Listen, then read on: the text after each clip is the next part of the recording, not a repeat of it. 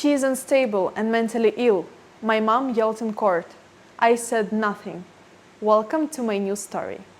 There's a letter in my grandmother's kitchen drawer that I've read maybe 200 times. It's written on lined paper torn from one of those composition notebooks. The black and white marbled ones you can still get at Walgreens for $1.79. Her handwriting slants left because she was a lefty, and she pressed so hard with the ballpoint that you can feel the words on the back of the page like Braille. The crease down the middle is soft now from all the folding and unfolding. Soft like the hem of a shirt you've washed 1,000 times. My grandmother, Vera Ostrowski, wrote that letter 9 days before she died. I didn't find it until 3 weeks after, and I didn't understand what it really meant, not in my bones, until I watched my own mother stand up in a courtroom in Roanoke, Virginia, point her finger at me, and scream that I was mentally ill. Now I'm going to tell you this story a little out of order, and that's because that's how I lived it, in pieces. Like a quilt someone ripped apart and threw on the floor, and you have to figure out which squares go where. But I promise you, honey, it all comes together. Every piece fits. Let me show you the courtroom first. Just a flash. I'll bring you back here later. Roanoke General District Court. Tuesday morning, 9:15 a.m. My mother, Diane Lindqvist, Pruitt, 61 years old, standing in a navy blouse with a strand of pearls she bought at Kohl's and a face red enough to stop traffic. Her attorney, Randall Coe, sitting next to her with his hands flat on the table like he was trying to keep it from floating away. Her husband, Harlan, in a blazer that didn't fit in the shoulders, sitting behind her in the gallery with his arms crossed, already looking at the exits. And me, Catherine Lindqvist, 34, in a clearance blazer from Belk that I got for $44 because the button thread was loose on the sleeve. My mother was shouting, not in the way people raise their voices when they're passionate, in the way people shout when they're losing and they know it, the kind of shouting that makes bailiffs shift their weight. She said I was unstable. She said I was mentally ill. She said I had no business raising a child. Judge Patricia Holbrook, a woman with reading glasses on a beaded chain and absolutely zero patience for theatrics, looked up from the file, looked at my mother, and asked a question that shut the room down like someone pulled the power. The question was simple, and my mother's face went so pale, I thought she might sit down on the floor right there in front of God and the court reporter. But before I get to those words, honey, I need to take you back about 14 months, because that courtroom didn't appear out of thin air. And the truth is, the story of how my own mother tried to take my daughter from me starts with a house. Well, it starts with a woman who lived in that house, a lefty with a ballpoint pen and a recipe for cornbread that I will never get right, no matter how many times I try. Vera Ostrowski died on a Tuesday in August. Stroke in her garden. She was deadheading her zinnias, which is exactly how she would have wanted to go if anybody had asked her. 72 years old. She'd lived alone in her house on Grandin Road in Roanoke for 31 years, ever since my grandfather passed. 1,400 square feet, craftsman bungalow, original hardwood floors that creaked in the hallway like they were saying hello every time you walked to the kitchen. I need to tell you about Vera. Not just the facts, the woman. Because if you don't understand her, the rest of this story is just paperwork and court dates. Vera was a school librarian for 26 years at Woodrow Wilson Middle School. She smelled like Earl Grey tea and Jergens lotion. She kept a candy dish on her desk, butterscotch discs always, and every kid in that school knew that if you returned your book on time, you got one. She called everyone sweetheart, including the mail carrier, including the man who came to read the electric meter, including me. She called me every Sunday. Every single Sunday since I was 22 years old. Didn't matter what was happening.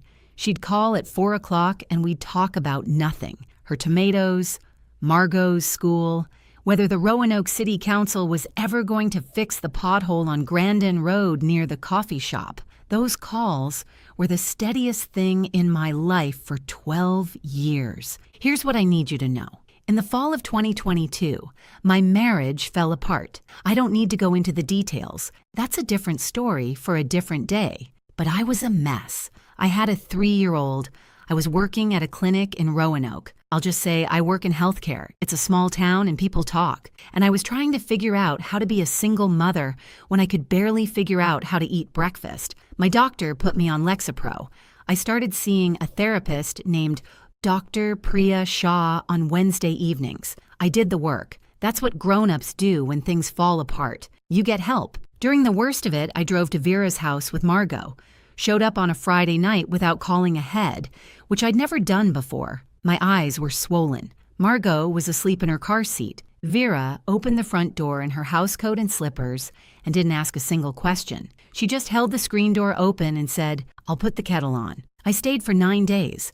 Vera made Margot pancakes every morning shaped like animals, or shapes that Margot generously identified as animals. She let me sleep until 8, which for a mother of a toddler is basically a spa vacation. And on the 3rd day, Vera's phone rang while I was sitting at the kitchen table. Vera picked up. I could hear my mother's voice through the receiver. Not the words, but the tone. That sharp, impatient tone I've known my whole life. Vera listened for about 40 seconds. Then she said, in her calm Vera voice, "She's here, Diane.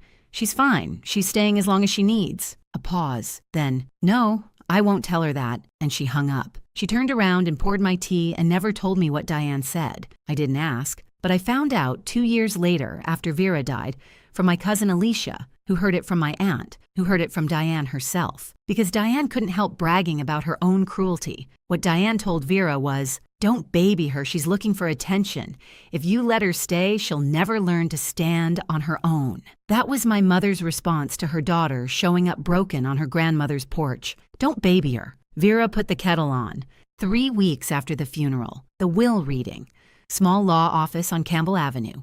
Wood paneling, that dusty fake fern every attorney's office has had since 1997. Diane was there. Harlan sat next to her in a polo shirt, his hand resting on Diane's knee in a way that looked less like comfort and more like a claim. My brother Glenn was looking at his boots like they owed him money. The attorney read it out. House at 1847. Grandin Road to Catherine Lindqvist. $15,000 cash to Glenn Lindqvist. Personal belongings, furniture, kitchenware, storage unit contents, to Diane. 6 seconds of silence. I counted. My mother turned to me with a look I'd seen before, the one where her chin drops and her eyes go flat. Not surprise, strategy. She was already calculating. She told the attorney there had to be a mistake. Vera would never do that to her own daughter. I noticed Harlan leaning forward, not emotionally, like a man doing math. His eyes went from Diane to me, to the attorney, to the paperwork. I remember thinking, he's pricing the house. Right now, in this room, 3 weeks after a woman died, this man is calculating square footage. Lord, that woman could turn a funeral into a courtroom and a courtroom into a funeral. Took her less than 6 minutes to start the war. 2 weeks later, the legal papers arrived at my job. My mother was contesting the will, claiming I had exercised undue influence over Vera, that I had manipulated a vulnerable elderly woman into cutting her own daughter out of the estate. Now, I want you to picture this. I'm standing in the break room at the clinic holding a ham sandwich in one hand and legal papers in the other, and my coworker Tamsin Reeves is reading over my shoulder with her mouth open. Tamsin is a counselor at the same clinic. She's practical, dry, and the kind of woman who will look at a disaster and say something so deadpan it makes you laugh when you have no business laughing. She read the petition, looked at me, and said something I cannot repeat here because this is a family channel, but it rhymed with clucking bell. The petition alleged that I had cultivated a preferential relationship with Vera while systematically alienating Diane from her own mother. Systematically alienating. I barely had the energy to make lunches for a first grader, and apparently I was also running a long-term manipulation campaign on a 72-year-old woman. Impressive multitasking for someone who regularly forgot to buy milk. Over the next few weeks, Diane did what Diane does best. She built a story, called Vera's Neighbors on Grandin Road, called my aunt in Wytheville, called 2 of Vera's friends from the library, told every one of them that I had tricked Mama, that I was planning to sell the house to a developer, that Vera hadn't been herself at the end. Some of them believed her. That's what got me. A woman at the Food Lion on Brambleton Avenue, someone I'd seen at Vera's Christmas dinners for years, stopped me by the produce and asked if it was true I was selling the house to a developer. Said my mother told her so. I said I wasn't. She gave me a look that said she didn't quite believe me and walked away with her lettuce. But the moment that really showed me what I was dealing with happened at my cousin Alicia's daughter's christening in October. Well, not a christening. It was a little welcome party for the baby. But Alicia's family is formal about these things. Diane was there. Harlan was there. I was there because Alicia asked me personally and said it would mean a lot. Diane was sitting in Alicia's living room with Aunt Patrice, and I was in the kitchen getting Margot a juice box. I could hear them through the doorway, and I heard my mother say, in that sweet, concerned voice she uses when she's planting seeds, "I'm just worried about Catherine. She's gotten so thin. I don't know if she's really coping. She's been off since the divorce." You know she was on medication? The way she said medication, like it was a secret. Like it was something shameful, like taking Lexapro for 8 months made me damaged. Aunt Patrice was nodding, clucking her tongue, making those oh dear sounds, and Diane kept going. I don't want to say anything to her because she gets so defensive, but as a mother, I just worry, especially about Margot. I stood in that kitchen holding a Mott's apple juice box, and I understood. This was not grief. This was not a mother who was hurt about a house. This was a campaign. She was building a case, not in court, not yet, but in the family, establishing a narrative. And the narrative was Catherine is unstable. The worst part? I couldn't say anything. If I walked in there and confronted her, I'd look exactly like what she was describing. Defensive, emotional, unstable. She had built a box I couldn't climb out of without proving her point. Glenn went dark during all of this. My brother, 3 years older, auto body shop estimator in Blacksburg, drives a 2015 Ram 1500 with a Hokies sticker. I called him 4 times. Nothing. The 5th time he picked up, he sounded like a man standing on a ledge. Said he was busy with work, couldn't talk. And then, this is what killed me. He said, "Maybe you should just talk to Mom. Work it out. Work it out." Like I was the problem. I found out later from Alicia that Diane had called Glenn the day after the will reading and reminded him about the $11,400 she'd paid on his Capital One card in 2022. That was the leash. Glenn, who once stood between me and Diane when I was 14 years old, and Diane was screaming at me for leaving a glass on the counter. Glenn, who put his hand on my shoulder and said, "Leave her alone, Mom," the one and only time anyone in our family ever stood up to that woman, that Glenn. He signed whatever Harlan put in front of him because of $11,000 and the weight of a lifetime of being Diane's son. The will contest went to a judge 4 months after filing. The judge reviewed the evidence, or rather the complete absence of it, and dismissed the petition. Vera was competent. The will was valid. Case closed. I stood outside the courthouse in October air that smelled like wet leaves and thought, okay, it's over now. Honey, she was not coming around. She was coming for me. 2 weeks of quiet, that's what I got. 14 days of believing my mother had accepted reality. I moved into Vera's house with Margot, painted the kitchen birch bark, a warm white that looks different depending on the time of day, and every time I opened the curtains in the morning, I thought about Vera and how she would have hated it because she loved color, but it was mine now, and that was the point. Bought a used dining table at a church rummage sale on Williamson Road for $85. Had a scratch on the top that I covered with a table runner Vera had made. Blue and white, cross-stitched edges, slightly crooked in one corner, because Vera's cross-stitch was always slightly crooked, and she didn't care. Margot picked the small bedroom in the back that gets afternoon sun, and I hung curtains with little strawberries on them from the Goodwill on Melrose Avenue. For 2 weeks, life was quiet. I made dinner in my grandmother's kitchen, and some nights I could almost hear her humming. She used to hum when she cooked, old hymn melodies, always off-key, always happy. Then I got served again. Same break room at the clinic, same Tamsin behind me, a custody modification petition.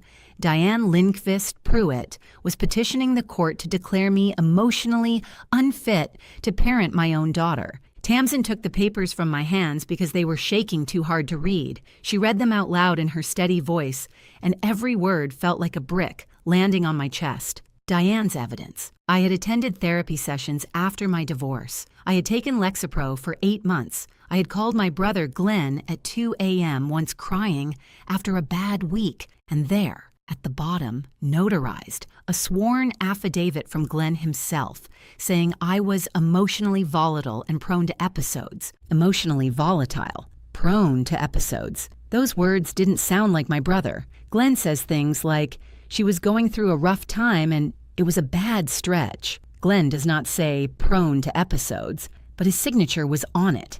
His real, actual signature. I didn't go home that night. I sat on Tamsin's back porch while her twin boys, age 7, chased each other through the kitchen with foam swords and argued about who got the last freezer pop. I cried until my face felt like it belonged to someone else. Tamsin brought me water, sat next to me, didn't say a word for a long time, which was the kindest thing anyone could have done. But the thing that broke through, the thing that flipped a switch I didn't know I had, happened 4 days later. A Thursday evening, Margot was at the kitchen table doing a worksheet about vowels, crayons scattered everywhere, purple horse still on the fridge from September. She looked up at me with that matter-of-fact face 6-year-olds make when they're delivering information they know is important but don't understand why, and she said, "Mommy, Grandma Diane told me not to tell you she asked about your pills." The room went still. Not dramatic still. The kind of still where the refrigerator hum gets louder because everything else stops. I knelt down, kept my voice even. The same voice I use at work when someone is telling me something hard. I asked what else Grandma Diane asks about. Margot said, whether Mommy cries a lot, whether Mommy is sad, whether there are strange people at the house. She said it like she was reciting a grocery list. My 6-year-old had been interrogated by my mother during FaceTime calls, coached to keep it secret. I stood up, walked to the counter, ate half a bag of pretzels for dinner because I couldn't think straight enough to cook, and I looked at that purple horse on the fridge, orange sky, because that's how kids paint the sky when nobody tells them it's supposed to be blue. And I thought, no, not her. You do not get to use my daughter. Something else clicked that night. I kept thinking about Harlan at the will reading, the way his eyes did math. I thought about the affidavit, the lawyer words that Glenn would never use. I thought about the custody petition, which costs money to file, money to prosecute, and who was paying for Diane's attorney. Harlan had co-signed a $6,200 loan for Randall Coe's retainer. This was not a retired bookkeeper running on fury. This was organized, financed, and the man financing it stood to benefit if Diane got leverage over me. Leverage that could force a deal on the house. A $289,000 house that Harlan had been eyeing since the day Vera's body was in the ground. This wasn't just my mother. This was a partnership. The next morning, I called Wanda Fitch, family attorney, small firm on Church Avenue, $225 an hour. I put $150 from every paycheck aside. Tamsin lent me $1,200 for the retainer without me asking. She just Venmo'd it with a message that said, "Shut up and take it." Now, before I go on, if you're watching this and it's hitting close to home, do me a favor and hit subscribe. And tell me in the comments where you're watching from and what time it is there. I read every single one of them, and I swear it keeps me going. Thank you. Wanda Fitch is the kind of attorney who wears flats to court and keeps her voice so low that opposing counsel has to lean forward to hear her. She doesn't raise her voice because she doesn't need to. First meeting, her office on Church Avenue. One window, one fern that was actually alive, a framed diploma from University of Richmond that was slightly crooked on the wall. She listened to everything, didn't interrupt once. When I finished, she opened a legal pad, drew a line down the middle, and wrote their case on the left and ours on the right. Their side was short. Therapy, Lexapro, Glenn's affidavit, the 2 a.m. phone call. Our side, Wanda said, was going to be longer, but first she needed to stress test me. Her words, "I'm going to ask you the worst questions you'll hear in that courtroom. Better you hear them from me in this office than from Randall Coe in front of a judge." So she did. And honey, let me tell you, being cross-examined by your own attorney in a room with bad lighting and a fern is not a good time. She asked me if I'd taken psychotropic medication. I said yes, Lexapro, prescribed by my physician, for 8 months during my divorce. She asked me if I'd ever been hospitalized for mental health reasons. I said no, never. She wrote that down and underlined it twice. She asked me about the 2 a.m. call to Glenn. I told her the truth. I'd had a terrible week. Margot had an ear infection. The pipes in my old apartment burst, and I called my brother because I needed to hear a familiar voice at 2 in the morning. That's not a crisis, that's a Tuesday. Then she asked me something I wasn't expecting. She asked what I did for a living. Not in a casual way, in a this matters legally way. I told her. She put her pen down, looked at me for a long 3 seconds. Then she said something I won't share yet because it matters later, but the short version is, she smiled. First time in the whole meeting. Wanda's strategy was simple. Don't fight Diane's accusations head on. Let Diane present her case. Let her build her tower of sand. And then knock it over with facts. I started documenting everything. Screenshots of Diane's texts, 37 of them in November alone, ranging from guilt trips to threats disguised as concern. Margot's statements about the FaceTime calls, written down the same night with dates and exact words. Phone records showing Diane called me 47 times in 1 month. I kept it all in a manila folder on the kitchen counter. Every time I added a page, that folder got a little thicker, and I felt a little steadier. Tamsin helped me get a letter from my clinical supervisor, Dr. Irene Taveras, a confirmation that I was licensed, in good standing with the Virginia board. 0 complaints, 0 disciplinary actions. Tamsin also found something in Glenn's affidavit that I'd missed because I was too upset to read carefully the first time. The affidavit mentioned psychiatric hospitalization. I have never been hospitalized for anything related to mental health. Not once, not ever. Whoever wrote that sentence knew it was a lie. And it wasn't Glenn, because Glenn would have known it wasn't true. We're getting closer to that courtroom now. But first, there was mediation. Wanda recommended it. Judges like to see that you tried. I agreed because part of me, the stupid, hopeful part that I should have buried months ago, thought maybe if Diane sat across a table from me and saw my face, she'd remember that I was her daughter, that we used to make Christmas cookies together when I was 8, that she taught me to drive in the parking lot of the Kroger on Hirschberger Road. Maybe she'd see me. I prepared notes. I practiced staying calm. I drove to the mediator's office on a Wednesday morning in January with my folder and my flats, and something that felt dangerously close to optimism. Diane lasted 12 minutes.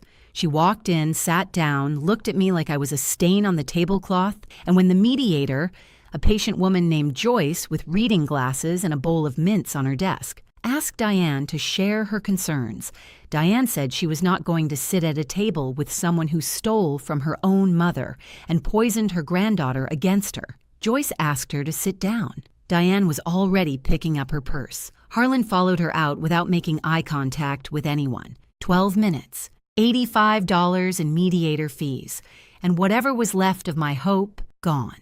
Then, 2 days later, a phone call from Margot's school. The receptionist at Fishburne Park Elementary had given Margot's attendance record to a woman who called claiming to be the child's grandmother, requesting information about her granddaughter's well-being. The receptionist thought she was being helpful. Diane now had documentation that Margot had missed 3 days in October, the week I was moving us into Vera's house and getting her settled into her new room. Wanda said this was actually good for us. It showed a pattern of harassment. I understood that in my head, but in my body, in the part of me that checks the locks twice at night and listens to Margot breathing before I go to bed, I was terrified. My mother was collecting ammunition about my 6-year-old, and the people who were supposed to protect her information just handed it over because a nice-sounding woman on the phone said she was grandma 3 weeks before the hearing. I hadn't spoken to Glenn in 5 months. 5 months of silence from the brother who used to drive 45 minutes from Blacksburg to bring me soup when I had the flu. 5 months of nothing from the man who, when I was 14, and Diane was screaming at me for leaving a glass on the counter, I mean really screaming, the kind that makes the dog hide, walked into the kitchen and put his hand on my shoulder and said, "Leave her alone, Mom." That was the only time in our entire childhood that anyone stood up to Diane. The only time. Glenn was 17. Diane turned on him so fast his face went white, and he didn't say another word about it for years, but he did it. He stood in front of me. And for 20 years after that moment, some part of me believed that when things got really bad, truly bad, Glenn would step in again. He didn't. He signed a piece of paper that called me unstable, and he went back to his apartment in Blacksburg and didn't pick up the phone for 5 months. Then, on a Sunday night, while I was folding Margot's laundry on the couch, little socks, strawberry pajamas, that sweater with a cat face she refused to take off for 6 days straight, my phone buzzed. Glenn. He didn't say hello. He said he needed to tell me something. My brother Glenn is the kind of man who will hold an umbrella for you in a rainstorm and somehow still be surprised that he's getting wet. Good heart and terrible instincts. And that night, sitting in his apartment with what sounded like a basketball game on in the background, he told me what happened with the affidavit. Harlan wrote it. All of it. Glenn went to Diane's house on a Saturday in September, sat at the kitchen table. Diane was in the bedroom, conveniently absent. Harlan had the document printed out, 2 pages already formatted with Glenn's name at the top. Glenn asked if he should read it. Harlan said it was standard language, said it just confirmed that Catherine had some emotional struggles. Nothing dramatic. Glenn signed. He signed because Harlan was standing over him, and Diane was in the next room, and he owed them $11,400. And he wanted to leave that house as fast as possible. He signed the way people sign terms of service, without reading, without thinking, because the pressure in the room was louder than the words on the page. He didn't know about psychiatric hospitalization. He didn't know about Exhibit's erratic behavioral patterns. He didn't know any of it until Wanda's office sent him a letter saying he could be called as a witness. And Glenn, truly panicking now, finally sat down and read what he had signed, his voice on the phone that night. I'll never forget it. Not the words, the sound. That cracked open sound a person makes when they've been carrying something too heavy and they finally put it down. He kept saying he didn't know. He kept saying it like if he said it enough times it would fix something. I sat there with a pair of Margot's strawberry socks in my hands, and I let him talk because what was I going to say? I know you didn't know, Glenn. That's the whole problem. You didn't know because you didn't look. Then he told me something else. 3 months earlier, Harlan told Diane that Randall Coe, her own attorney, said the custody case was weak, thin evidence. A judge would probably dismiss it. Diane's response, I don't care. File it anyway. Her own lawyer told her she'd lose. She didn't care. This was never about Margot's safety, never about my fitness as a parent. This was about leverage, about control, about the fact that Vera chose me, and Diane couldn't live in a world where that was true. I need to stop here for a second. This is the part of the story where I'm supposed to tell you I felt a firelight inside me, that I stood up tall and knew I was going to win. That's not what happened. What happened is Glenn went silent after that call, a whole week. No text, no response. And I sat in Vera's kitchen on a Wednesday night eating cereal out of the box at 11 p.m.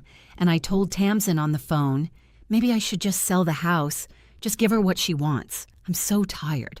I don't have anything left. Tamsin was quiet for a moment. Then she said the thing I'd known but couldn't make myself say out loud. She said that house isn't what Diane wants. Diane wants you to need her.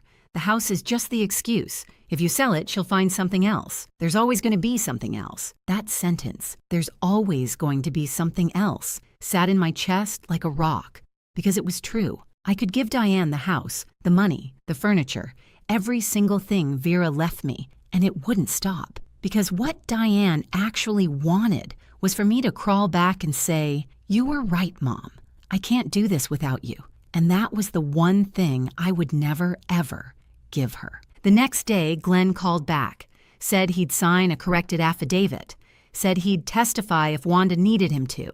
He didn't apologize in words, but his voice had that sound it used to get when we were kids, and he'd broken something of mine and was trying to figure out how to fix it before I noticed. I told him I'd have Wanda send the paperwork, and then I hung up and sat at Vera's kitchen table and cried. Not the bad kind of crying, the kind where something that's been locked finally opens. And this is where we catch up to where I started. Roanoke General District Court, Tuesday morning, January. The kind of cold that gets into your coat before you've even stepped outside. I parked my Subaru in the garage on Church Avenue, the one with the busted ticket machine on level 2. and walked 3 blocks to the courthouse with Wanda beside me. She carried a folder.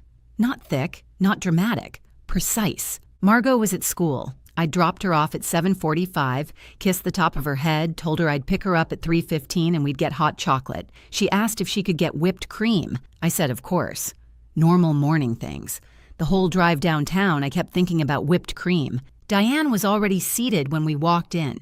Pearls, pressed ivory blouse, mouth set in that thin line she makes when she's performing Dignity. Harlan behind her in the gallery, arms crossed, wearing the blazer that didn't fit. Randall Coe at their table, organizing papers with the slow, careful movements of a man who already knows how this ends and is trying to land it as gently as possible. The hearing started. Randall presented Diane's case. He was professional. I'll give him that. He laid out the therapy history, the Lexapro prescription, the original affidavit from Glenn, the 2 a.m. phone call.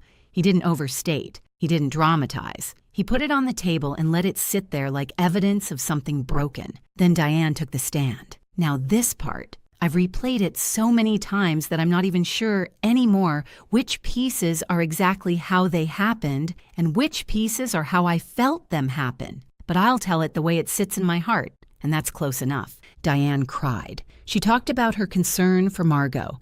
She talked about my fragile mental state. She described the phone call to Glenn, one bad night 2 years ago, and made it sound like a psychiatric emergency. She made therapy sound like a diagnosis. She made Lexapro sound like a red flag, and she did it all while dabbing her eyes with a tissue and speaking in that quivery voice she's perfected over 61 years of getting people to feel sorry for her. Then she said something I did not expect. She told the court that she had spoken to a neighbor of mine on Grandin Road, Mrs. Eula Hendricks, who lives 3 doors down, who reported seeing a man leaving Catherine's home at unusual hours. Diane presented this as evidence of instability, reckless behavior, an unsafe environment for a child. My stomach dropped. Not because it was true, it wasn't.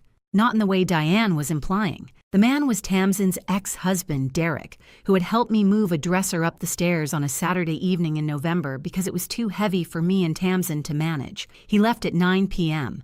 That was the unusual hour. But Diane framed it like something sordid, and for 3 horrible seconds, I didn't know if Wanda had an answer for it. Wanda didn't flinch. She wrote something on her notepad. She didn't look at me. I sat with my hands flat on the table and breathed the way I teach my clients to breathe when the room feels like it's closing in. I said nothing. Wanda had told me, "You don't need to react. You don't need to defend yourself out loud. Let her build her tower. Then we knock it down. Our turn." Wanda stood up. She addressed the neighbor claim, first, quickly, cleanly. She had the name and number of Derek Reeves, Tamsin's ex-husband, along with a text thread confirming the dresser delivery.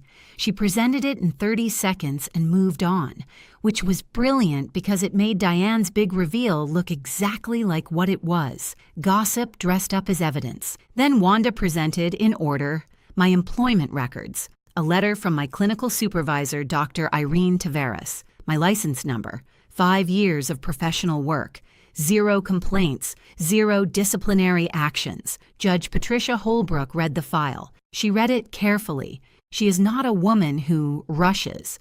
She looked at the letter from Dr. Taveras. She looked at my license. She looked at Diane. And she asked, "Mrs. Pruitt, do you know what your daughter does for a living?" Diane blinked. She said something about a clinic, some kind of clinic. Judge Holbrook took off her reading glasses. She said, and I remember this word for word because the room changed temperature, that the respondent, Catherine Lindqvist, is a licensed clinical social worker who has been treating patients with trauma and mental health conditions for 5 years, including specialization in family reunification. She said that the evidence presented by the petitioner consisted of the fact that Ms. Lindqvist took a common antidepressant prescribed by her physician and attended therapy voluntarily, both of which, the judge said, are routine, responsible healthcare decisions that she would encourage any parent to make. The room was so quiet I could hear the court reporter's fingers stop moving. Diane's mouth opened. I watched it happen. The moment where the ground shifts and you realize you're standing on nothing. Then Wanda presented Glenn's corrected affidavit, recanting the original, noting that the language was drafted by a third party and that Glenn had not reviewed or approved the specific claims, including the false statement about psychiatric hospitalization, phone records, 47 calls in 1 month, documentation of the FaceTime interrogation of Margot, the unauthorized school records request. Judge Holbrook dismissed the petition. She issued a verbal warning to Diane about, and this is the phrase I wrote down on a napkin in the hallway afterward because I wanted to remember it forever, weaponizing family court as an instrument of personal grievance. She recommended that any future contact between Diane and Margot be supervised at my discretion. Diane turned to Randall. I could hear her from across the aisle. She wanted him to do something. Randall closed his folder. He said nothing, because there was nothing left. He had told her months ago. She hadn't listened. Harlan was already standing, already moving toward the door, already calculating his next move or his exit. I couldn't tell which, and I didn't care. I picked up my purse. Wanda and I walked out. The hallway smelled like floor cleaner and old coffee. Wanda put her hand on my shoulder once, just once, and headed for the elevator. I took the stairs because I needed the extra minute. Halfway down, I stopped on the landing between floors, leaned against the wall and pressed my hands over my mouth, not crying, just breathing, just letting 14 months of pressure leave my body through my palms. Section 8. Glenn came by on a Saturday 2 months later, brought a used bookshelf from a yard sale in Christiansburg, $13, slight wobble on the left side. We assembled it in the living room while Margot handed us screws, one at a time like she was performing surgery. We didn't talk about Diane. We didn't need to. That night, I went to the kitchen drawer, pulled out Vera's letter, blue ink, lefty handwriting, the crease soft as cloth. I read the last line, the one I've read 200 times. Fill it with peace. I folded it back, put it in the drawer, closed it with my hip while I reached for a coffee mug. Turns out the most powerful thing I ever said in that courtroom was nothing at all. Thank you so much for staying with me through this one. It means more than you know. There's another story right there on your screen. Go ahead and click it. I'll be right here.